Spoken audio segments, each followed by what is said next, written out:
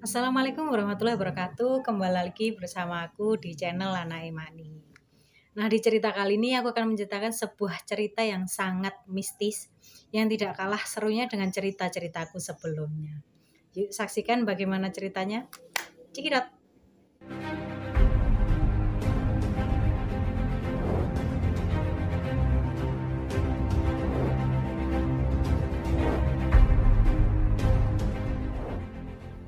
Nah, di cerita kali ini adalah cerita kiriman dari si Anton, nama samaran ya guys. Si Anton yang berada di Tulungagung. Hai Mas Anton, terima kasih sudah mengirimkan ceritanya untuk story aku di channel Lana Imani.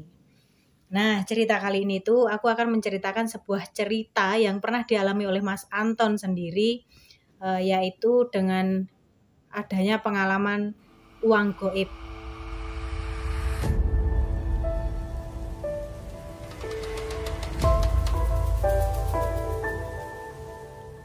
Yang dimana Mas Anton ini ceritanya masih pengantin baru ya kan.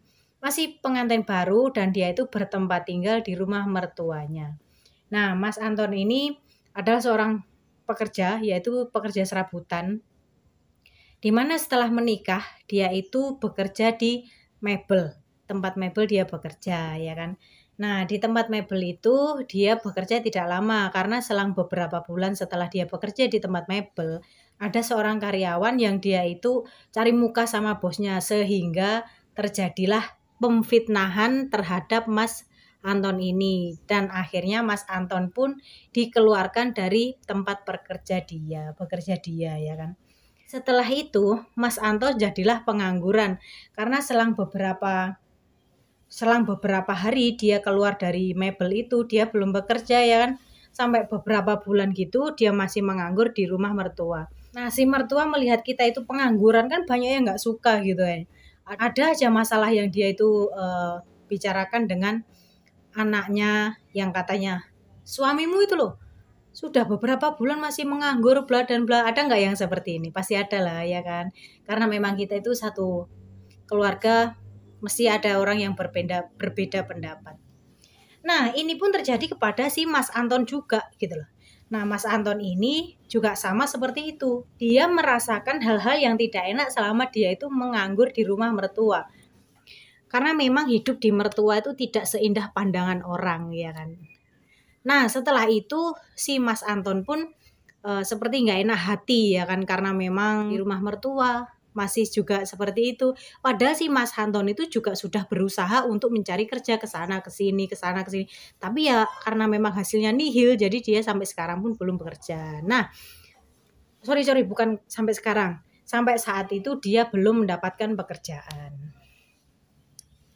Nah, karena si Mas Anton ini berpikir sudah nggak enak ya kan dengan kata-kata si mertua tadi itu, akhirnya Mas Anton ini pun pergi ke rumah si bapaknya. Nah, bapaknya Mas Anton ini adalah seorang ahli spiritual yang dimana bapaknya Anton ini banyak tamu berdatangan dari luar negeri seperti Malaysia, Singapura, karena memang si bapaknya Mas Anton ini bisa menyembuhkan orang-orang yang kena kayak santet, kena seperti hal-hal yang goib-goib kayak gitu.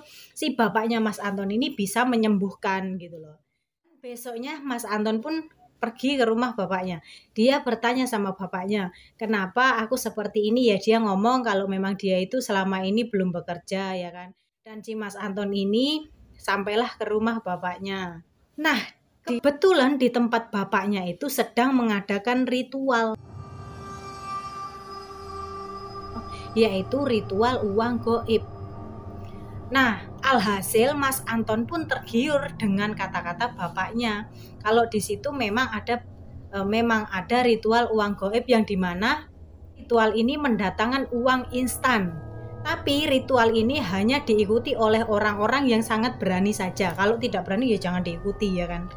Nah, karena memang si Mas Anton sudah punya niatan dan tekatan untuk mengikuti ritual ini, akhirnya Mas Anton pun mengikuti ritual ini untuk mendapatkan uang gaib gitu loh.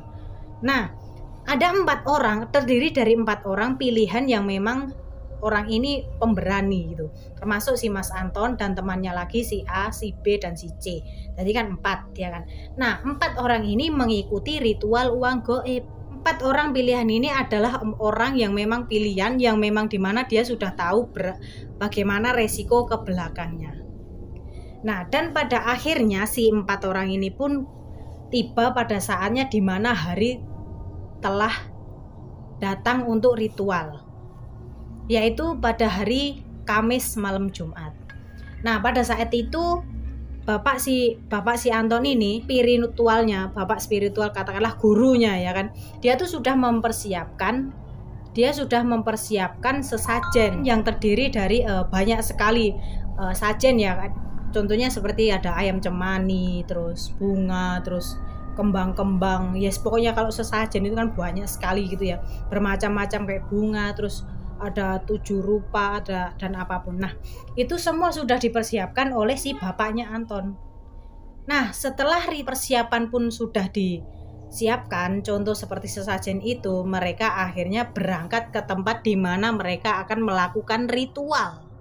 Nah selang beberapa jam perjalanan dari rumahnya si bapaknya Anton sampai ke tempatnya itu ya lumayan lama ya kan, katanya sih lumayan lama. Nah setelah tiba sampai di sana, mereka keempat orang ini akhirnya pun diberitahu sama si bapaknya Anton kalau ini tuh resikonya seperti ini kayak gitu ya guys.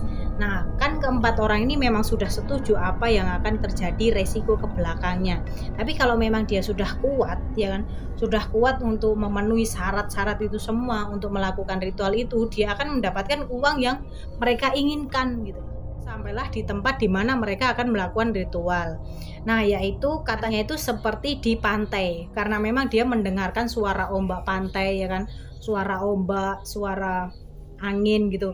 Nah di tempat itu juga ada tumpukan bebatuan yang dimana batuan itu membentuk seperti gua gitu ya. Nah di samping gua itu ada seperti pohon yang sangat besar sekali. Nah si Anton melihat itu semua. Nah setelah itu keempat orang ini sudah mempersiapkan diri untuk mengikuti ritual itu. Nah tapi yang disayangkan, 4 orang ini tidak berkumpul jadi satu di tempat yang sama.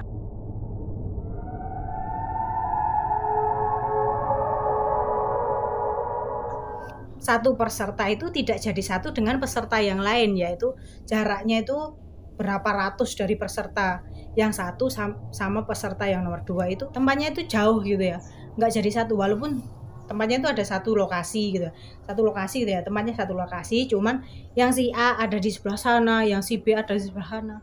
Nah sebelum mereka melakukan ritual ini, mereka diberitahu sama si bapaknya Anton, kalau kalian sudah sampai di alam gaib, kalian tidak boleh merasa takut ataupun was-was, karena memang sudah kamu niati ini semua, tidak boleh merasa takut. Karena kalau di sini kamu merasa takut ya kan, terus kamu ada sesuatu atau kamu lari atau apa, itu kamu tidak akan kembali ke dunia kamu, karena kamu di situ akan menjadi tumbal mereka, katanya gitu. Dan kamu tidak bisa melihat anak sama istrimu sama keluargamu. Nah itu wejangan ya kan, kata-kata dari si bapaknya Anton tadi. Jadi kalau kamu sudah masuk alamnya ini, alam gaib ini, kamu jangan merasa takut. Apapun godaan itu kamu jangan merasa takut. Nah orang ini pun seakan-akan mengangguk dan dia mengerti konsekuensinya, dan dia pun berpikir karena memang semua sudah diniati dari hati ya kan, jadi ya harus apapun tantangannya, apapun resikonya, dia harus benar-benar melawan gitu loh. Nah setelah satu orang diantar ke tempat spiritual dia untuk meditasi ya kan, untuk meditasi atau untuk memulai ritual ya kan, si satu orang ini peserta yang nomor 1 dia langsung mengundurkan diri karena memang dia takut dengan resiko ke belakangnya, dia nggak akan bisa menemui keluarganya gitu. Akhirnya dia merasa tidak kuat dan dia pun mengundurkan diri, akhirnya dia pun gugur. Nah peserta yang nomor 2 ya kan, antar sampailah di tempat ritual, dia akan melakukan ritual, dia pun sudah tidak sadarkan diri gitu loh ya, mungkin karena takut. langsung saja dia tidak sadarkan diri. Entah apa yang terjadi, akhirnya kedua peserta ini pun nggak bisa lolos ya kan, tidak bisa mengikuti. Akhirnya masuklah ke peserta yang nomor 3. Peserta yang nomor 3 ini tiba-tiba di tempat kejadian belum memulai, akhirnya dia pun berteriak-teriak seperti orang kesurupan, muntah-muntah karena dia itu tidak betah dengan bau amis dan anyir yang ada di tempat ritual itu. Akhirnya gugur ya kan. Nah, setelah itu tinggallah si Anton sendirian. Akhirnya si Anton pun ditanya sama si bapaknya, "Gimana? Kamu sudah siap ambil resiko ini?" Dan si Anton pun mengangguk, "Iya, saya siap, Pak." Nah, terus dia pun ngomong, bapaknya, "Kalau kamu memang benar-benar siap, kuatkan mentalmu. Jangan merasa takut." Dan setelah Anton dikasih tahu bapaknya seperti itu, si bapaknya pun memberitahukan sesuatu lagi. Nah, dia membuka mata batin Anton supaya Anton itu bisa melihat hal-hal gaib yang ada di sekitar dia nanti kalau dia udah berada di alam gaib. Nah, bapaknya pun berpesan, nanti kalau ada sesuatu yang jatuh di depan kamu, apapun barang itu, cepat buka tali dan ambil sesuatu yang ada di dalamnya. Nah, itu pesan dari Bapak Anton, dan Anton pun mengiyakan itu. "Iya, Pak."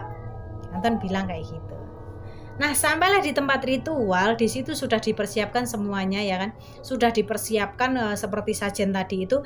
Nah, si Anton itu tinggal duduk di depan sajen itu. Lalu setelah Anton duduk di depan sajen itu, sama bapaknya itu sekitar Anton itu seperti diberikan doa gitu, muter lingkaran gitu, seperti diberi doa supaya kayak benteng gitu. Nah, setelah si Anton pun duduk di depan sesajen itu, Anton itu dibilangi, "Kamu jangan sampai keluar garis, karena di garis ini sudah aku beri pembatas, tidak ada hal-hal gaib yang mengganggu kamu. Jadi kamu jangan sampai keluar dari pembatas ini." Nah, itu pesan dari bapaknya si Anton. Lalu si Anton pun mengiyakan, "Iya, Pak," dia begitu. Nah, dan akhirnya Anton pun duduk untuk memulai ritualnya. Dan ritual pun berlangsung. 3 ayam cemani dibakar untuk mendatangkan makhluk-makhluk yang membawa uang gaib itu.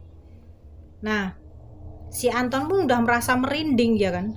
Si Anton udah merasa merinding karena memang si Anton tuh ada berada di situ sendirian karena orang-orang yang mengantarkan dia tadi udah pergi jauh, udah nggak tahu kemana karena memang si Anton harus ditinggal sendirian di situ.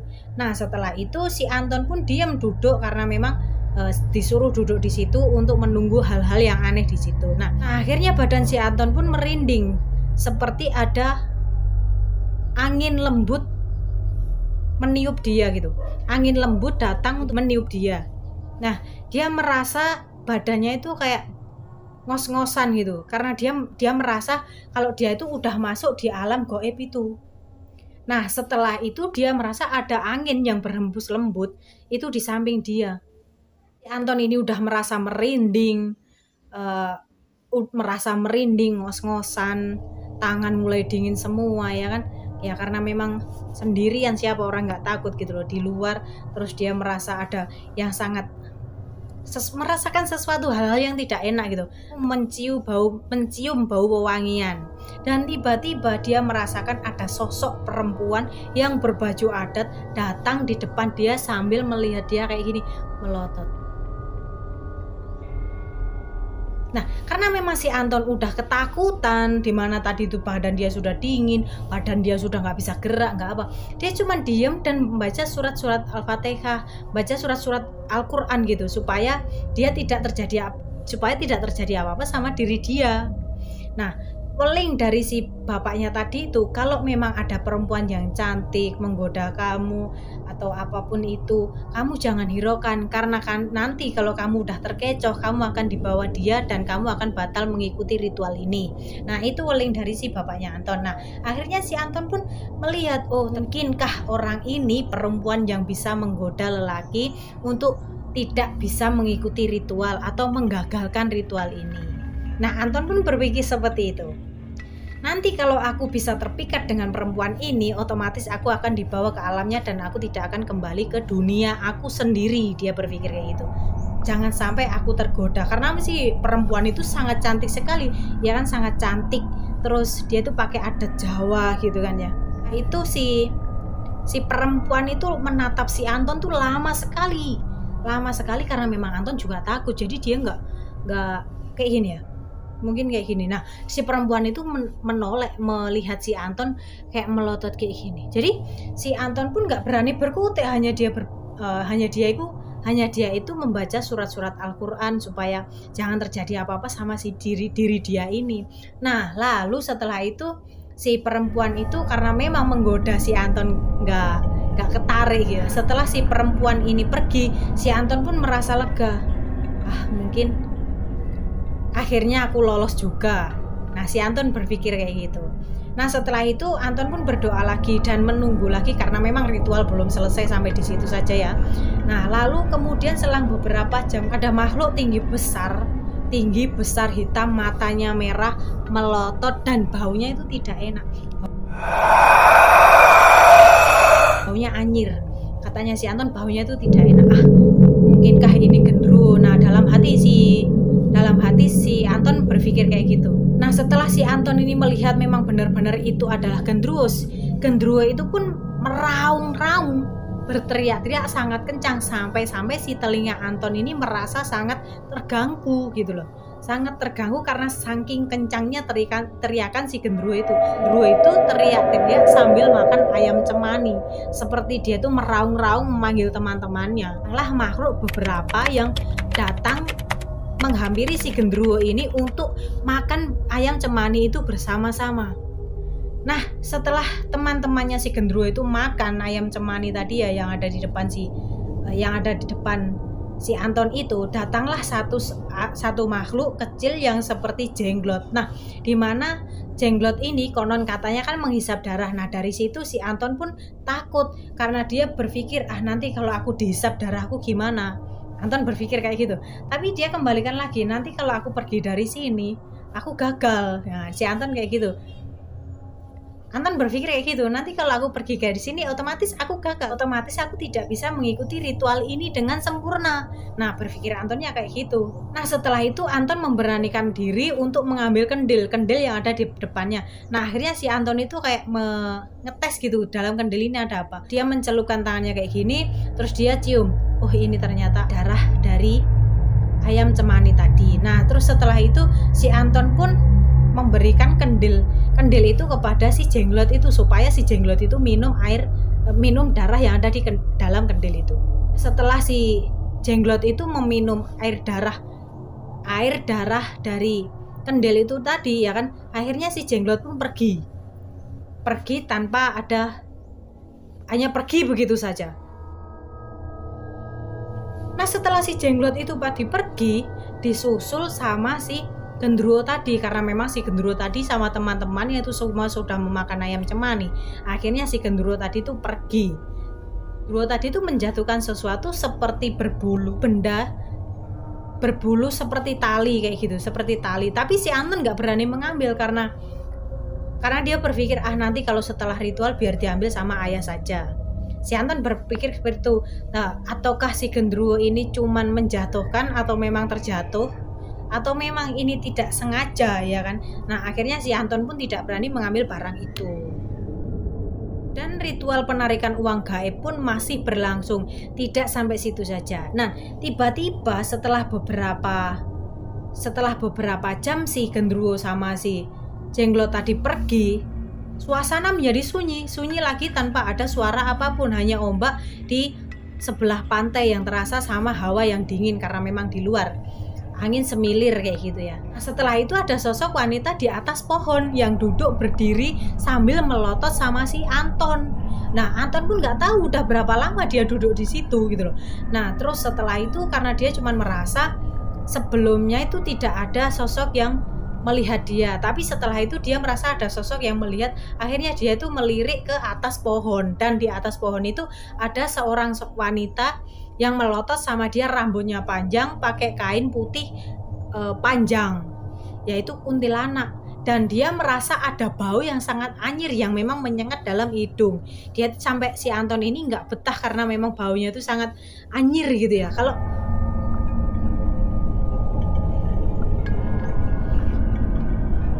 Ya karena memang baunya itu sangat kayak mual-mual untuk muntah. Tapi Anton berpikir apapun yang terjadi aku tidak boleh pergi ataupun singgah dari tempat ini, karena memang di tempat ini sudah diberikan pengaman supaya tidak ada yang mengganggu si Anton ini. Jadi apapun yang terjadi Anton pun tetap menguatkan diri. Si Anton ini membaca kalimat-kalimat syahadat, membaca ayat-ayat suci Al-Quran gitu ya. Dan akhirnya pun si kuntilanak pun pergi, mungkin karena panas si Anton membaca surat Al-Quran ya kan. Si kuntilanak pun akhirnya pergi karena memang tidak kuat dengan pembacaan surat-surat Al-Quran yang Anton lantunkan. Nah setelah si kuntilanak itu pergi, selang beberapa jam kemudian Anton ini merasa badannya seperti ditindih. Anton ini merasa badannya seperti ditindih sesuatu. Badannya dari atas itu sangat berat sekali. Dia itu tidak bisa bergerak, tidak bisa ngapa-ngapain gitu. Dan dia merasakan itu semua sakit gitu. Badannya terasa sangat berat, dia tidak bisa gerak. Ya kan, dia tidak bisa gerak, dia tidak bisa ngapa-ngapain. Terus akhirnya dia tuh serontak kaget karena memang ada barang berat, ada barang yang jatuh di depan dia. Blek. Anton pun kaget karena yang jatuh itu adalah si pocong. Bentuk pocong yang dimana tadi sebelum si Anton ini melakukan ritual, dia sudah dikasih saran sama bapaknya, sudah diweling ya kan, sudah diberitahu sama ayahnya bahwa nanti kalau ada barang jatuh, kamu buka talinya lalu kamu ambil sesuatu yang ada di dalamnya. Dan Anton pun tidak berani karena memang yang jatuh itu adalah si pocong, dan pocong itu berupa wajah yang sangat rusak karena darahnya jatuh semua. Wajahnya rusak karena memang banyak darah dan mata pun melotot. Kan tahu kan guys, kalau pocong itu wajahnya bagaimana ya, wajahnya yang sangat rusak. Nah bagaimana dia mau membuka tali pocong kalau dilihat pocongnya saja sudah begitu, dia bagaimana mau melihat, orang membuka saja sudah merinding, melihat saja dia udah nggak mampu dengan wajah yang seperti itu, dengan penglihatan yang seperti, siapa orang yang tidak takut guys. Nah terus setelah itu sampai dia mau membuka kayak gini, si mata pocong pun melotot, dan akhirnya sampailah si Anton ini semaput dan tidak sadarkan diri. Nah setelah si Anton ini sudah tidak sadarkan diri, Anton ini terbangun udah di tempat di kamar ya, di kamar dan dikelilingi sama si bapaknya tadi, sama orang-orang anak buah si bapaknya Anton.